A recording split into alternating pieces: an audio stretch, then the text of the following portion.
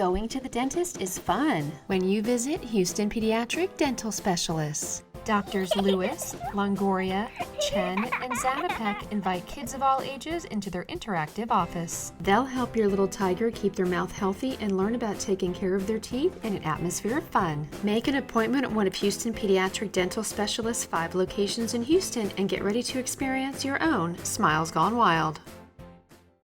This week, we'll explore an entire theme park dedicated to the history and adventure of medieval times.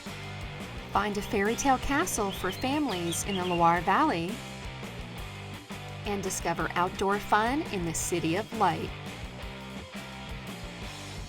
We're a real Texas family discovering our world, one destination at a time. I'm Delaney. Culture and history are my specialties. What's the German word for? I'm Nikki, and I bring the fun. This is Paris! It's a clue! And I'm their mom, Jeannie, with trip tips for parents. I think it's time for some adult flavors. We explore around the globe and in our own Texas backyard to help families make culture and history their story. Get out your bucket list. We're going on a road trip through France for a French Revolution of fun. We take an overnight flight from Houston and wake up 3 hours southwest of Paris in the castle-filled hills of the Loire Valley.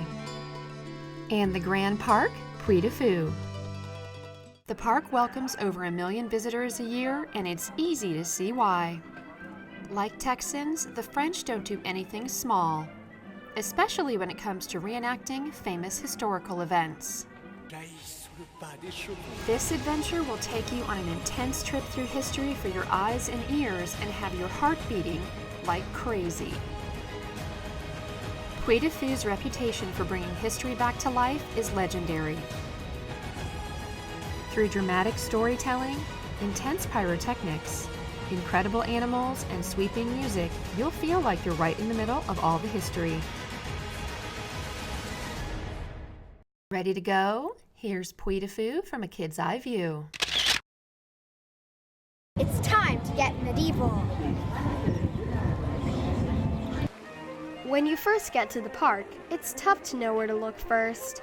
There are giant balloons mysteriously floating overhead, and a real medieval village.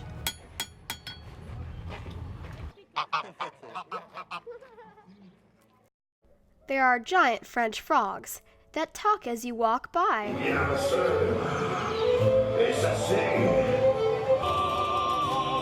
And singing statues. It's a park in the true sense. Venues are separated by wooded paths, and walking from show to show feels a bit like a treasure hunt. We check the signs for our first performance, just in time for Triumph's sign. Circus games just like in a medieval Roman city with an angry emperor. Gladiator battles. And chariot races just like these.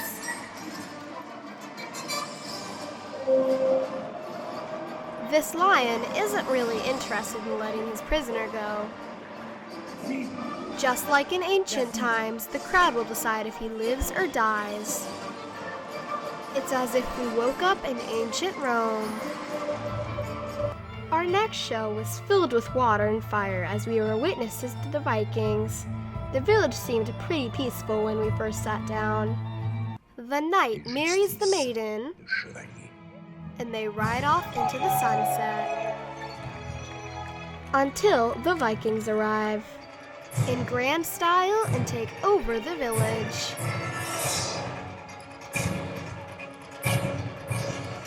Animals and people are fleeing. The village goes up in flames and all seems lost.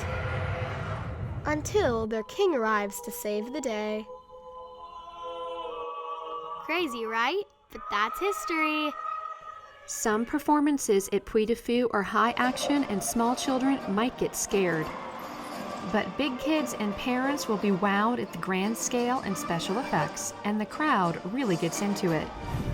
You won't want to miss out on Puy du Fou's 2 famous nighttime shows, which sell out months in advance and have a cast of over 1,200 actors. You'll see what we mean when we say there's no other place like Puy de Fou in the world, and you have to see it for yourself. Here's a look at Cinecine and the Organs of Fire. Hold on to your seat.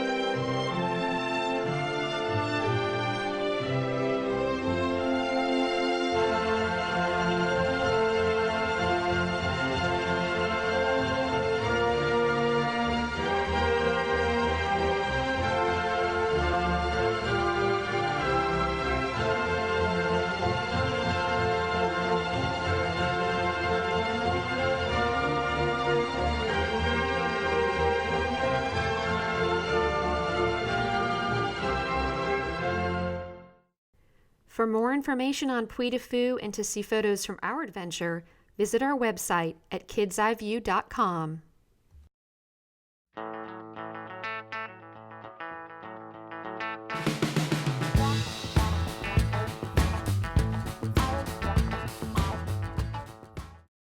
Next up, we're traveling through one of the most beautiful parts of France, the Loire Valley. Through fields of sunflowers, we hang a right at the fresh wheat fields, and we've arrived. Welcome to Chateau du Rivaux.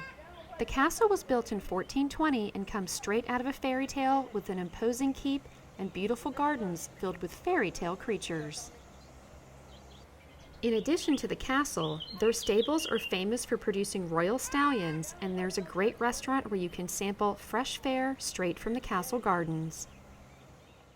Let's grab the camera and peek inside the castle for a kid's eye view. Whoa, that's a lot of animals.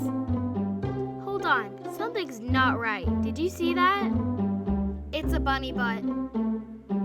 That gives a new meaning to the term stuffed animal.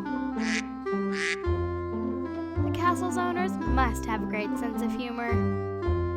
Oh dear. It's one big treasure hunt for the weird and wonderful. Chateau du Rivaux figures into the real-life story of Joan of Arc. Just 17 years old in the year 1429, she came to the castle in search of its famous war horses for her journey to escort King Charles to the throne. Surrounding the castle, there are 14 gardens with legends from famous stories. Fairies, elves, and even ogres invite your imagination to wander the property in search of your favorite fairy tales.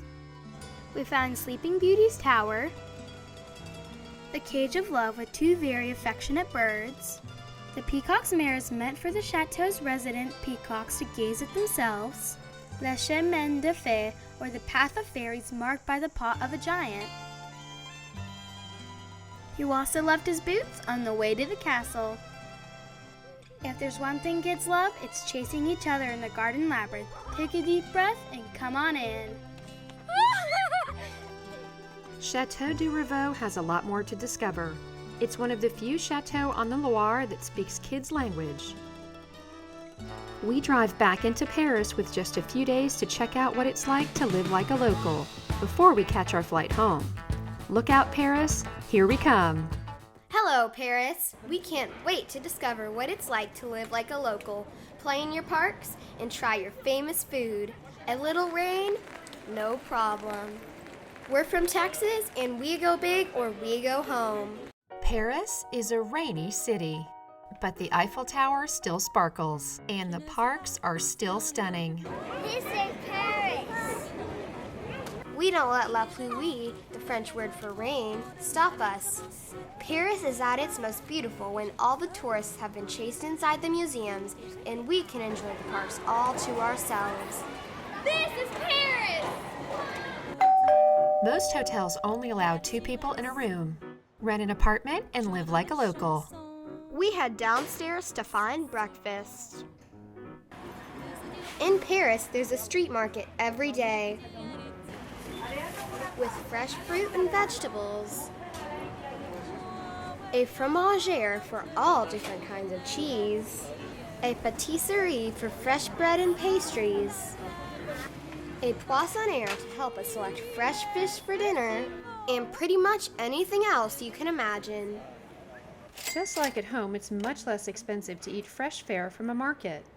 Most Parisians shop these markets daily, and they're a great way to get a taste for the local food and some fun people watching. Cafes in Paris are expensive and they cost you in sightseeing time. The service is notoriously slow. Pack a shopping bag, hit the market, and shop for a picnic in the park. We're gonna figure out what this is. This is where the locals shop, so the prices are fair. You're in for a delicious meal, just like a Parisian. I love cherries. We even managed to pick up a Parisian pooch named Pierre from a nice lady who was ready to take a break. It's time to hop on the metro and get out there. The Tuileries Gardens have something for everyone. A little peace and quiet, great playgrounds to burn off some energy, the famous Ferris wheel, some carousel action for kids of all ages, and lots of room to enjoy your afternoon in Paris. On the far end of the park, you can stroll through the majestic gates to the pyramid entrance to the Louvre and enjoy the park's many gardens. Time for a foodie tour of Paris. First stop, Rue Claire.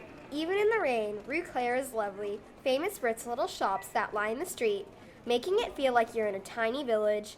You can find it all here. Pastries and macaroons in every flavor you can imagine. Oh, meringue!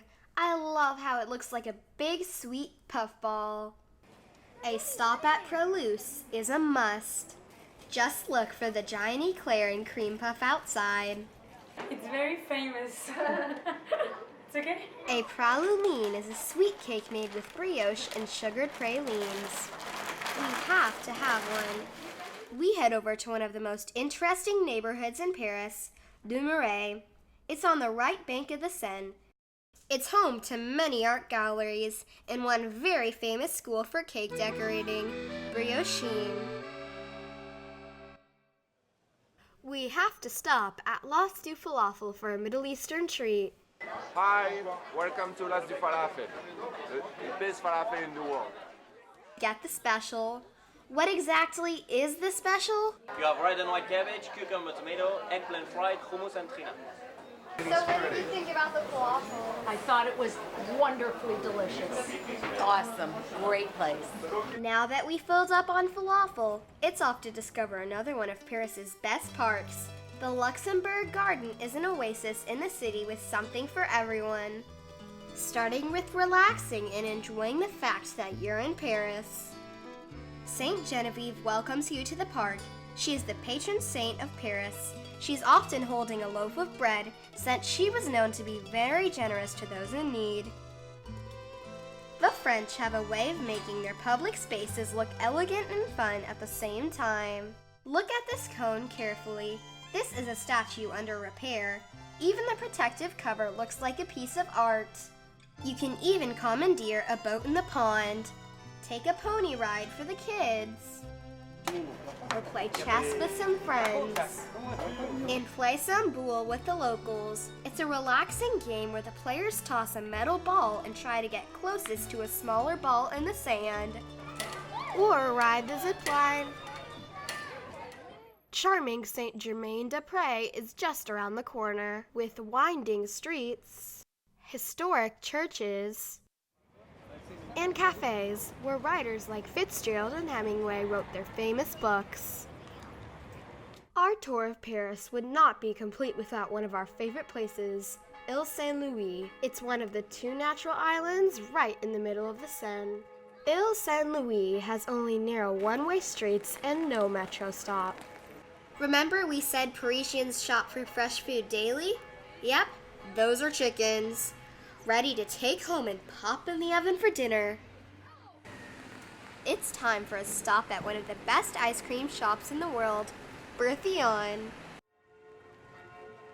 The second island in the Seine, Ile de la Cité, is where you'll find Notre Dame.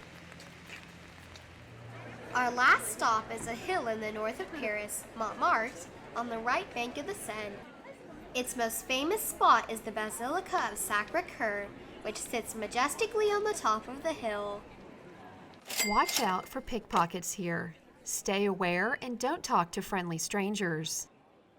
After you see the church, you can wander the picturesque streets. This is where famous artists like Picasso and Renoir lived and worked. Take a peek at the historic cabarets like the Lapin et Gilles that made Montmartre one of the most colorful places in Paris. Like a cool breeze, Paris is full of surprises. It's not everywhere you see a random white horse having lunch on a little patch of grass. Paris can throw you a few of its own surprises, like rainy weather and a chill in the air, even in the summer. We always look at the big puffy pink side. Paris is most beautiful when the tourists have been chased inside and there's room for us to run around and just be little Americans in Paris. Oh la la!